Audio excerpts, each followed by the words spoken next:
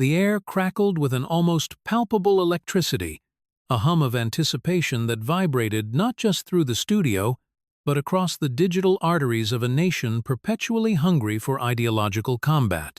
Social media, that vast, unruly amphitheater of modern discourse, buzzed with a frenetic energy, hashtags trending, predictions flying, and battle lines being drawn long before the first word was uttered.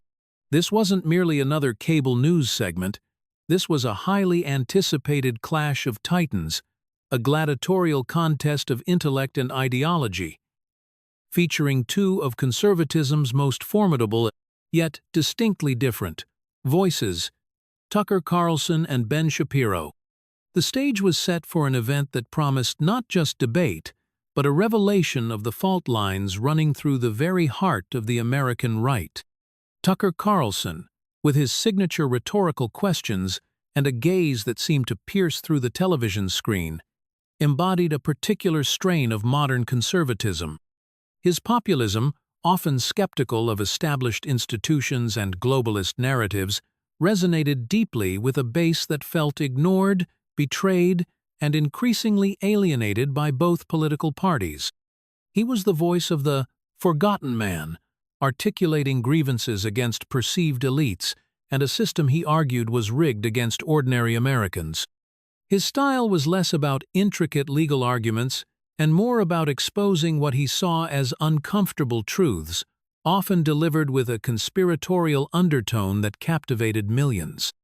He was the provocateur, the questioner, the champion of a new, often raw, America First ideology. Standing opposite him, a figure of equally immense, yet fundamentally different, influence. Ben Shapiro. Shapiro represented a more traditional, constitutionalist conservatism, rooted in rigorous logical argumentation, unwavering principle, and a rapid-fire delivery that left little room for rhetorical flourish. He was the intellectual warrior, armed with facts, figures, and a deep understanding of legal and philosophical frameworks. His appeal lay in his perceived intellectual honesty and his relentless dismantling of progressive arguments, often with a dismissive, almost clinical precision. For his legions of followers, he was the unassailable debater, the defender of Western civilization and immutable truths. On the surface, their shared conservative principles formed a vast common ground. Both vehemently opposed the progressive agenda, advocated for individual liberty, and believed in the exceptionalism of the American experiment. They stood united against what they perceived as the excesses of the left, the encroachment of big government, and the erosion of traditional values. Yet, beneath this veneer of shared ideology, subtle cracks had long been forming. Carlson's populist skepticism of institutions often extended to elements within conservatism itself, particularly those he viewed as too comfortable with the establishment or too detached from the struggles of everyday Americans. Shapiro, conversely, held a steadfast belief in the power of principle and logical consistency, which could, at times, clash with Carlson's more emotionally driven, narrative-focused approach. These underlying philosophical and tactical differences, often unspoken but always present, created a volatile potential. The stage was indeed set, not just for a debate, but for a collision that would expose these fissures in a way no one truly anticipated. The chosen topic for the evening's anticipated intellectual showdown was, deceptively, the soul of American conservatism, paths to revival. On its face, it was a broad, almost philosophical inquiry, designed to allow for a nuanced exploration of shared values and strategic disagreements within the movement. It seemed to promise a high-minded exchange, a conversation among allies dedicated to the same foundational principles, albeit with differing approaches. The producers, perhaps optimistically, envisioned a robust intellectual discussion that would both inform and unify a fractured conservative base, showcasing the breadth of thought within their ranks. The initial moments of the broadcast seemed to bear out this hope. A polite silence settled over the studio as the host, a veteran of countless political debates, delivered a brief, measured introduction, carefully outlining the topic's gravity. Then, with a respectful nod, he turned to Tucker Carlson for his opening statement. Carlson began with a characteristic, almost folksy, warmth, acknowledging Shapiro's intellectual rigor and his significant contributions to the conservative cause. "Ben, it's always a privilege to sit across from someone as genuinely sharp as you," Carlson offered, a faint, almost imperceptible smile playing on his lips. "You've done an incredible job holding the line against the madness." Shapiro, in turn, reciprocated with an equally deferential tone. "Tucker, your ability to connect with everyday Americans and articulate their frustrations is unparalleled," he responded, his voice clear and precise, devoid of its usual rapid-fire intensity. "You've forced many, including myself, to reconsider how we communicate core truths in a changing landscape." The initial exchange was almost a performance of mutual admiration, establishing a baseline of civility that, in retrospect, would serve only to amplify the coming dissonance. The audience, both in the studio and watching remotely, settled in, expecting a masterclass in conservative argumentation, a respectful joust between intellectual heavyweights. The first mild points of disagreement surfaced almost imperceptibly, woven into their opening remarks. Carlson alluded to the need for a conservative movement truly of the people, one that prioritized the economic anxieties of the working class over abstract free market theories, hinting at a divergence from libertarian-leaning economic orthodoxies often espoused by Shapiro. He suggested that principles, however sound, must deliver tangible results for forgotten communities, or they become academic exercises. Shapiro, in his counterpoint, emphasized that principles are precisely what define conservatism. Compromising on them for short-term political gain is a path to ideological dilution. He spoke of the timeless nature of constitutional limits and individual responsibility, subtly implying that populism, without firm grounding, could become untethered and dangerous. These were the first subtle cracks in the shared ground, perceived by most as merely differing emphases, not yet deep fissures. But for those attuned to the undercurrents, the gentle hum of polite disagreement masked a growing tension, a quiet prelude to the storm that lay ahead. With the opening pleasantries exchanged, Tucker Carlson wasted no time in steering the conversation into his preferred populist currents, setting the stage for the true ideological divergence. He leaned forward, his eyes narrowed slightly, betraying a shift from cordiality to a more focused, almost interrogative stance. "Ben," he began, his voice dropping to a more intimate, conversational tone, "we talk a lot about conservative principles, and rightly so, but for how many Americans do those principles feel like a reality anymore? When you look out at Middle America, at families struggling, at towns hollowed out, do you truly believe they feel represented by the conservative establishment?" He wasn't merely asking a question, he was casting a net, drawing a distinction between the intellectual purity Shapiro championed and the lived experience Carlson claimed to represent. He subtly, but pointedly, introduced the elite angle, suggesting that a significant portion of the conservative movement, including perhaps those in influential media and intellectual circles, had become disconnected from the very people they claimed to serve. "Are we truly serving our constituents?" Carlson mused aloud. "Or are we too busy defending abstract economic models that seem to benefit a very small, very comfortable percentage of the population?" This was a direct, if veiled, critique of the free market fundamentalism often associated with Shapiro's brand of conservatism, a rhetorical jab designed to probe for weakness. Then came the uncomfortable truth, delivered with Carlson's characteristic blend of concern and accusation.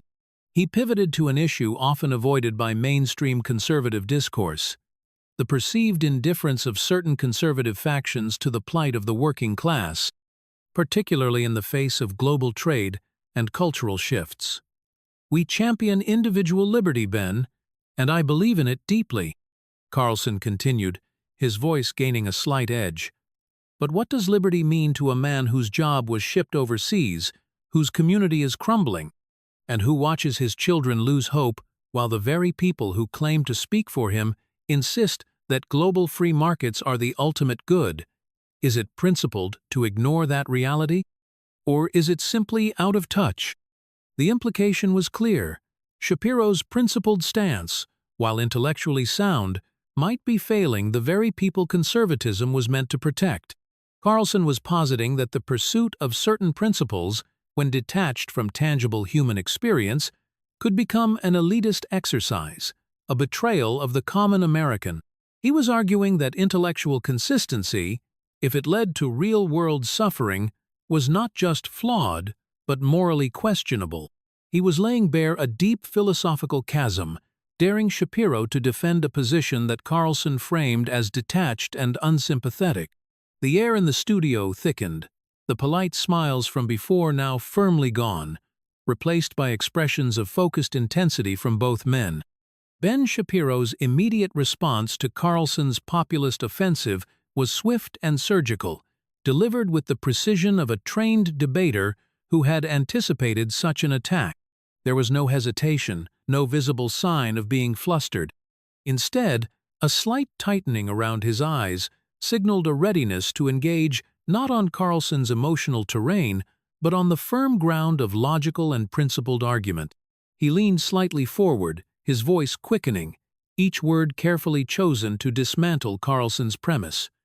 "Tucker," Shapiro began, his tone sharp and unwavering, "the notion that adhering to core principles somehow equates to being out of touch is precisely the kind of rhetorical sleight of hand that weakens the conservative movement. Principles aren't just abstract ideas. They are the very bedrock upon which prosperity and liberty are built."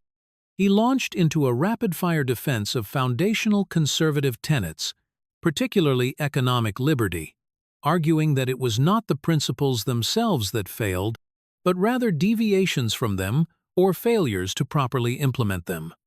"When you talk about jobs moving overseas," Shapiro asserted, his voice gaining velocity, "are we talking about the effects of crony capitalism, which we both oppose, or are we suggesting that the very concept of free exchange, which lifts billions out of poverty globally, is somehow un-American or out of touch with our base? The solution is not to abandon the principles that foster wealth creation, but to ensure they are applied equitably and transparently, without government picking winners and losers." Shapiro then moved to call out what he perceived as a crucial flaw in Carlson's populist framing: the implicit suggestion that sentiment or outcome should supersede foundational truth. To imply that a principle is academic because its immediate benefits aren't universally felt by everyone in every community at every given moment is to fundamentally misunderstand how society functions, he stated, his voice now imbued with a clear sense of intellectual authority. "It's a call to abandon the long-term good for short-term, emotionally resonant, but ultimately unsustainable solutions. This is precisely where conservatism diverges from mere populism. Our principles are not contingent on immediate gratification or perceived delivery of economic comfort. They are eternal truths that, when applied, lead to the greatest good over time. You cannot abandon a map because a few travelers get lost. You learn to read the map better." He concluded with a direct challenge, designed to force Carlson back onto the intellectual battlefield. "So, when you suggest that principled conservatism is out of touch, Tucker, I must ask, what specific principle are you suggesting we abandon? And what specific superior principle are you proposing we replace it with that will lead to more liberty and prosperity, not less, for the American people?" Shapiro's counter was a logic missile, aimed squarely at the heart of Carlson's populist appeal, demanding not just emotional resonance, but rigorous intellectual justification. The air in the studio was no longer merely thick, it was charged, the respectful joust giving way to a more aggressive, uncompromising thrust and parry. The atmosphere in the studio, which had started with a veneer of polite intellectualism, began to crackle with an undeniable tension. The exchange between Carlson and Shapiro had swiftly moved beyond a mere academic debate, transforming into a charged confrontation where ideological differences hardened into palpable disagreement. The polite nods and deferential language of the opening minutes were long gone, replaced by sharper tones and increasingly frequent interruptions. The host, usually adept at moderating such exchanges, found himself struggling to maintain a semblance of order as the two men, each utterly convinced of his own rectitude, increasingly spoke past each other. Carlson, perhaps sensing that Shapiro's intellectual precision was attempting to box him into a corner, amplified his populist rhetoric. His voice, while not overtly shouting, gained a sardonic edge. He leaned back slightly, a familiar glint in his eye, and retorted, "Ben, with all due respect to your formidable intellect, the people I talk to don't care about philosophical purity when they're losing their homes or their communities are ravaged by drugs. They care about results. And if your eternal truths aren't delivering, then perhaps those truths need a serious reevaluation, or at least a practical application that doesn't feel like an excuse for inaction." He injected a dismissive chuckle, a subtle weapon designed to undermine the gravitas of Shapiro's intellectual arguments. "You can have all the principles in the world," Carlson added, "but if the common man feels abandoned by them, what good are they really doing?" Shapiro bristled, his usual rapid-fire delivery now laced with a visible impatience. "With all due respect, Tucker, that's not an argument. That's an emotional appeal designed to obscure the actual principles at stake." He shot back, his voice rising in volume. "You're advocating for a type of utilitarianism that risks abandoning the very foundations of liberty in pursuit of a perceived and often fleeting result. That's not conservatism, that's pragmatism without a compass, a dangerous drift that history has shown leads to ever-expanding government and diminished individual freedom. My principles do deliver, Tucker, over generations, not just in a single election cycle or through a fleeting populist sentiment." The back and forth became more aggressive. Interruptions became the norm, each man cutting off the other to get his point across, the rhythm of debate devolving into a competitive shouting match. The host attempted to interject, raising his hand, "Gentlemen, one at a time, please." But his words were largely ignored, swallowed by the escalating verbal volley. The palpable tension in the studio was undeniable. The initial anticipation among the crew had morphed into visible discomfort, a sense that the carefully constructed framework of the debate was crumbling, threatening to expose something far more raw and personal than mere ideological disagreement. The audience, both live and at home, could feel the temperature rising, sensing that the lines of civility were blurring rapidly. The escalating verbal sparring reached a critical juncture when Tucker Carlson, with a characteristic, almost imperceptible shift in his demeanor, delivered a goad that subtly, yet undeniably, crossed a personal line. Shapiro had just finished a rapid exposition on the historical dangers of collectivism, tying it, as he often did, to the erosion of individual responsibility. Carlson listened, head slightly tilted, his expression a mixture of feigned contemplation and thinly veiled skepticism. Then, with a slow shake of his head, he interjected, "Ben, you talk a lot about history and principles from what seems like a very comfortable distance. You live in a very specific world, one that intellectualizes away the actual consequences of globalism and unchecked power for the people who don't have podcasts or multi-million-dollar platforms." The words themselves weren't overtly vulgar or an explicit insult, but the implication was devastating. Carlson was directly questioning Shapiro's authenticity, his lived experience, and his perceived connection to the common man he claimed to defend. It was a jab at Shapiro's background, his success, and the very intellectual bubble that Carlson suggested shielded him from the harsh realities of the populist struggle. It was a strategic attack on Shapiro's credibility, aiming to frame him as an ivory tower academic rather than a grounded voice for the conservative movement. A visible, almost involuntary, flinch passed across Shapiro's face. His usual composed expression tightened, his jaw visibly clenching. His eyes, typically sharp and focused, now held a flicker of something raw. Not just intellectual disagreement, but genuine offense. The intellectual shield he wielded so effectively began to crack under the weight of this personal attack. He took a sharp, audible breath, a telltale sign that the goad had struck a nerve. The previous exchanges had been about ideas.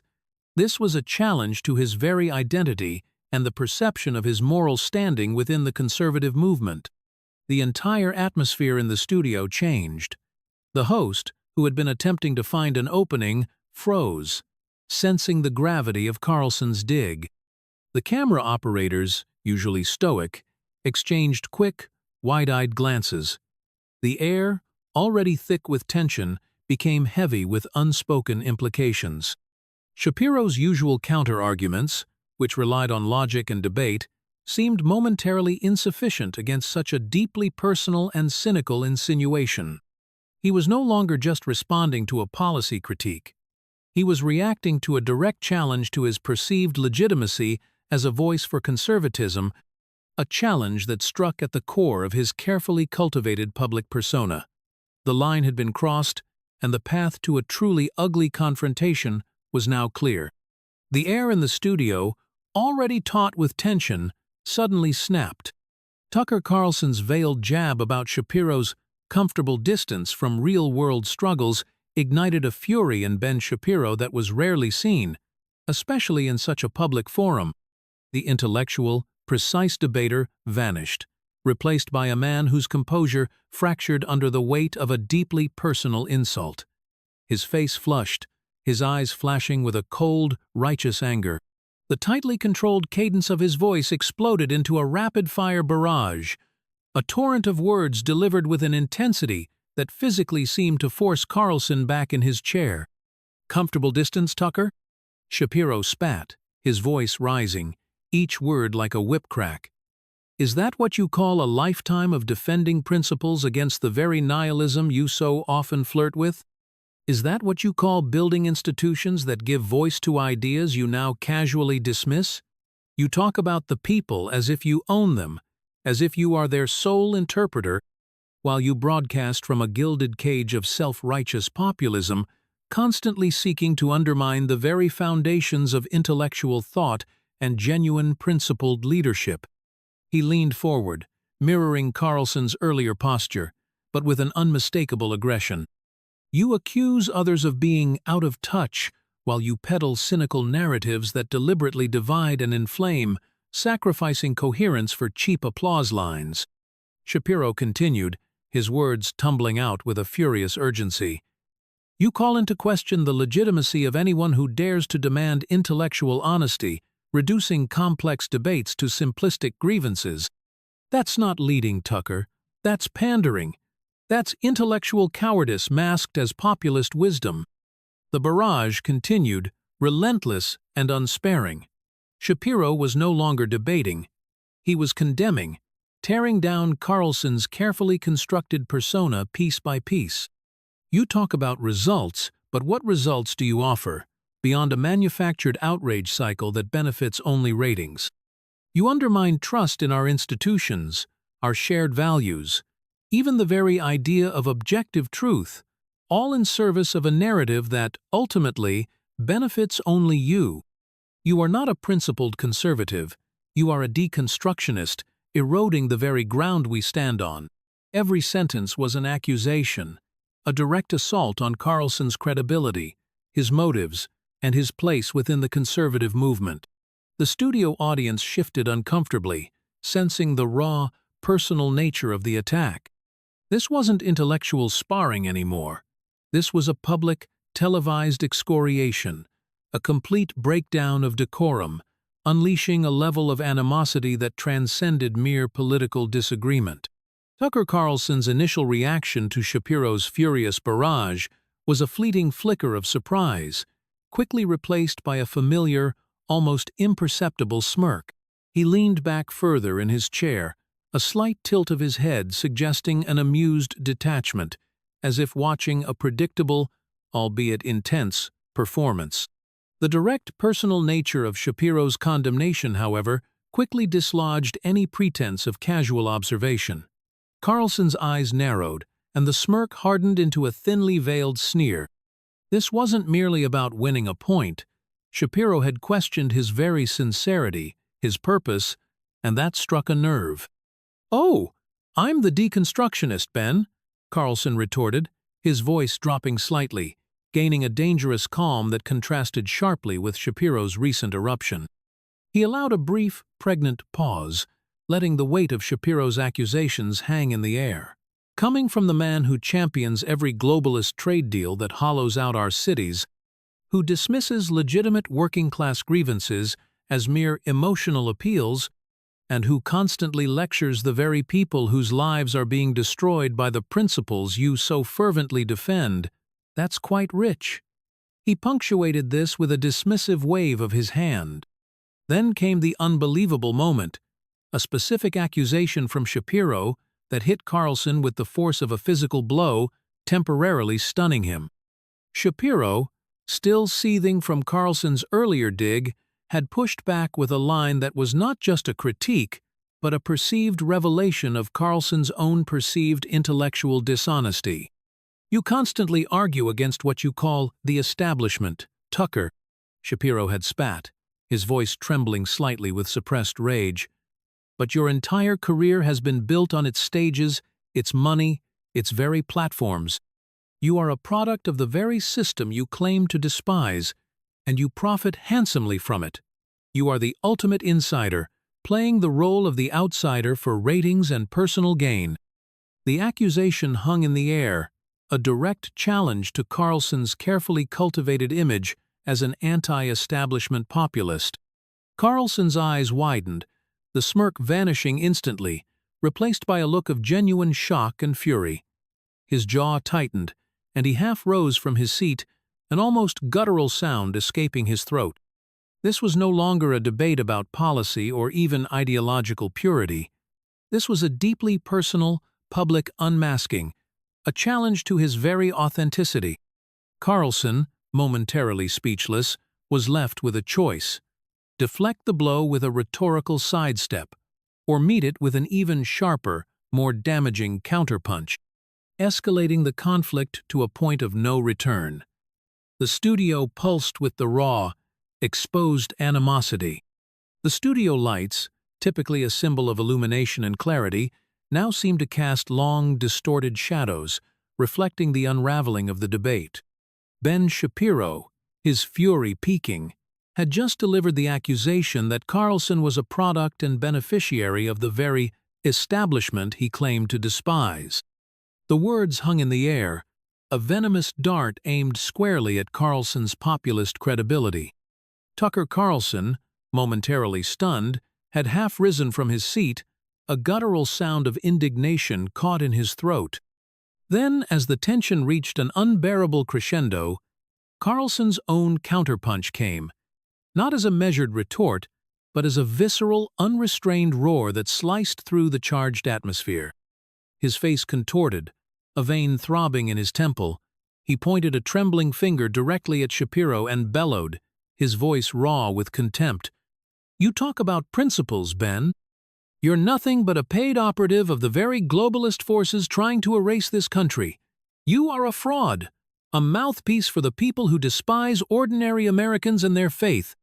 You're complicit in the destruction of our civilization because you refuse to acknowledge the rot, because it conflicts with your precious principles and your pathetic little donor class."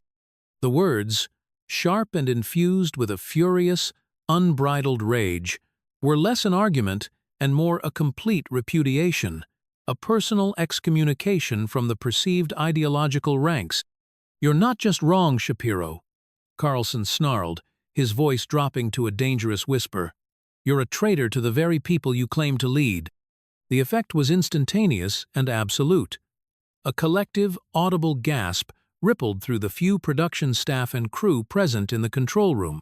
On set, the host's mouth fell open, his eyes wide with disbelief, frozen mid-motion as if caught in a sudden, invisible force field. The camera operator, usually unflappable, flinched, almost imperceptibly, the camera lens lingering perhaps a fraction of a second too long on Carlson's contorted face. Then, as if an unseen hand had reached down and plucked the sound from the room, the studio fell utterly, shockingly silent. The usual background hum of the equipment, the faint murmur of off-camera personnel, the almost imperceptible sounds of a live broadcast environment, all vanished. It was an oppressive, heavy stillness, punctuated only by the distant, rhythmic beat of the live signal. The words had been spoken, the ultimate line crossed, and the raw, unadulterated animosity that had been simmering beneath the surface had finally boiled over, leaving a stark, terrifying void in its wake. The immediate, visceral impact was a collective breath held, a world momentarily paused by the sheer force of such a public, personal, and utterly devastating accusation. The words, "You're a traitor to the very people you claim to lead," hung in the air, thick and acrid, like smoke from a recently extinguished fire. The effect was immediate, profound, and utterly deafening. The vibrant, chaotic clamor of the debate, the overlapping voices, the rising intonation, all of it vanished as if a master switch had been thrown, plunging the studio into an oppressive, heavy stillness. It wasn't just quiet, it was an absolute, unsettling silence that seemed to swallow every sound, every breath. On screen, the moment was agonizingly drawn out. The camera, still locked on Tucker Carlson's flushed, angry face, seemed to linger for an eternity, capturing the raw, unbridled contempt etched into his features. Then, in a slow, almost agonizing pan, it moved to Ben Shapiro. Shapiro stood motionless, his characteristic rapid-fire intensity replaced by a terrifying stillness. His jaw was clenched so tightly that a muscle visibly twitched in his cheek. His eyes, usually alight with intellectual fire, were wide and unblinking, fixed on Carlson, holding a depth of wounded fury that transcended mere professional disagreement. It was a look of utter betrayal, a realization that the intellectual sparring had devolved into something personal, unforgivable. The host, caught squarely between the two combatants, remained frozen. His mouth was still agape, his eyes darting between Carlson and Shapiro, a look of profound shock and discomfort etched onto his face. He seemed physically incapable of uttering a word, his usual composure shattered by the unprecedented animosity that had erupted. The crew in the control room, typically bustling with activity, was equally paralyzed. Hands paused over buttons, earpieces remained silent, their collective breath held. The background hum of the equipment, the faint rustle of notes, even the distant murmur of the air conditioning system, all seemed to vanish, amplifying the vacuum left by Carlson's explosive accusation. The stillness was so profound, so unexpected, that it felt like an almost physical presence in the room. It was thick, palpable, a heavy blanket of awkwardness and unspoken outrage that settled over everyone. No one coughed. No one shifted in their seat. No one dared to break the spell. It was the silence of collective disbelief, the shock of witnessing a boundary not just crossed, but obliterated. The very purpose of the show, to engage in spirited debate, had been lost, consumed by a raw, unscripted animosity that left the audience, both live and at home, in stunned, uncomfortable silence, waiting for someone, anyone, to acknowledge the unacknowledged elephant in the room. This was not a pause for dramatic effect. It was the chilling void left when a bridge is burned beyond repair.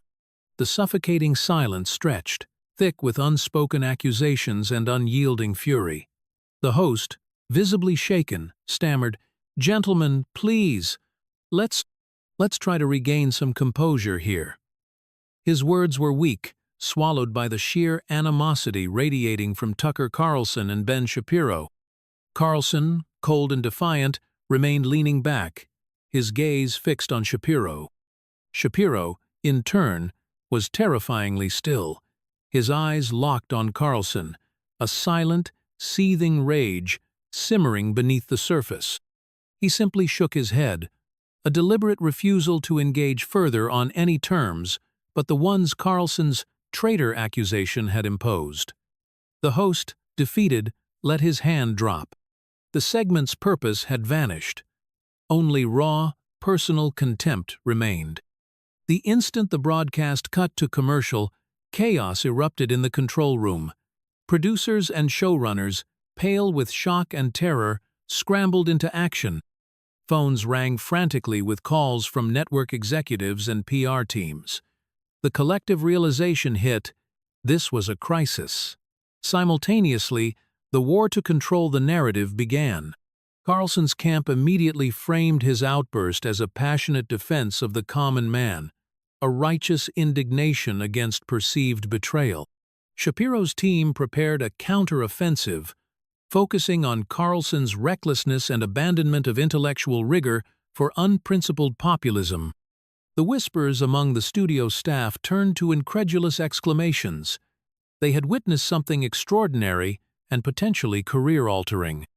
The immediate goal was damage control, but the unspoken concern was a permanent fracture within the conservative movement. True to their worst fears, the silent moment clip exploded across the internet. Within minutes, recordings and hastily edited segments were viral across Twitter, YouTube, and TikTok. Hashtags like Tucker vs. Shapiro and Traitorgate trended instantly. Mainstream media outlets swiftly pivoted, playing the clip on repeat, framing it as a prime example of the internal chaos and decay within the Republican Party. Their analysts dissected the outburst, speculating on long-term damage and implying it was an inevitable consequence of the ideologies espoused. On the conservative side, the reaction was fraught. Fox News initially downplayed it, but the undeniable visual proved too powerful. Carlson loyalists defended his courage, while Shapiro supporters condemned Carlson's unprofessionalism and demagoguery. The incident forced an uncomfortable choice for many conservatives, deepening existing fissures. The debate topic, the soul of American conservatism, was entirely eclipsed. The conversation now revolved around the public unraveling of two iconic figures, confirming a brutal, internecine war within the right. The seismic clash between Carlson and Shapiro, culminating in that chilling silence, was no mere drama. It was a stark illustration of the enduring ideological battle tearing at the American right. The traitor accusation and Shapiro's shock painfully exposed the deep-seated animosity beneath their shared political goals. For Carlson, it solidified his image as the fearless populist, endearing him to a base craving authenticity. For Shapiro, it became a testament to his intellectual fortitude, cementing his role as a standard-bearer for principled conservatism. The clash, rather than diminishing them, solidified their respective archetypes, albeit at the cost of internal unity. The ideological fissures, long debated, were now laid bare.